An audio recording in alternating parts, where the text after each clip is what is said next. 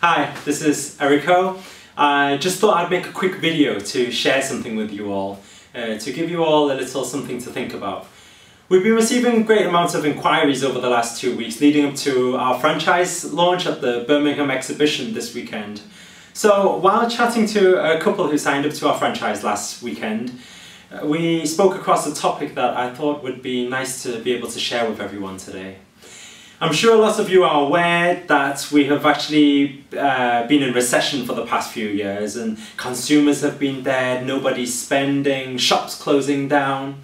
Some sectors that have been really struggling lately are the likes of residential, constructors, real estate, if you're in the furniture business. Here's the interesting bit. The people who have businesses which are selling products or services that are needed rather than discretionary are probably doing okay, right?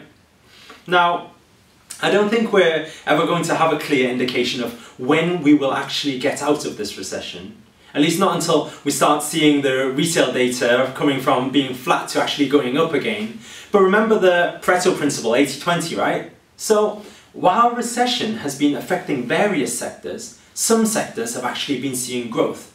Grocery store sales went up more than 6% last year, and the people are still going out to eat, but they are going to low-cost providers, while those mid-range are still having problems. Now, we all know it won't be winter forever, winter's followed by spring, so times will get better, but it may take a while. Now here's something for you to think about. While a lot of people have been saving their money and waiting for recession to end, waiting for the value of their houses to go back up, the pound will effectively be getting weaker. So in the future, we will only be buying the same thing, but paying more for it. The purchasing power of the pound compared to a lot of other currencies in the past few years has actually weakened. So while people are holding on to their money, they're actually effectively losing their money. So there's actually no better time to invest your money than now. The smart people out there right now are using their money to either buy assets or as capital investments to start new businesses, because money is actually worth more today than tomorrow. Think about it. Why do you think all the greatest companies started building or growing during recession, when everything was cheap, when most people were sitting around and waiting for springtime, right?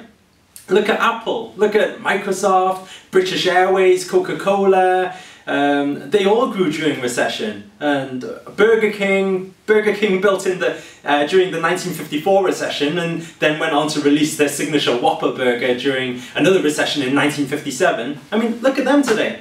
The company operates in more than 11,000 locations in 65 countries. So many of you may be thinking, okay, so what can I do? What's next, right? Here's a word of advice. I think the best way is to take this time and educate yourself in how to do well during the tough times. Do some research online, look up the big companies who took advantage of the recession and grew rapidly, and see how they did it. Look into our Yo-Yo group. We grew more the past few years than ever. We took the steel export business through the roof last year, and this year we built our new recycling site, becoming the largest Thai recycling business in the north. A staggering growth in sales throughout all our buffet restaurants around the UK. The opening of our signature restaurant in Westminster, London, and I mean the list can go on, but how do we do it? What is the secret behind building a successful business during recession?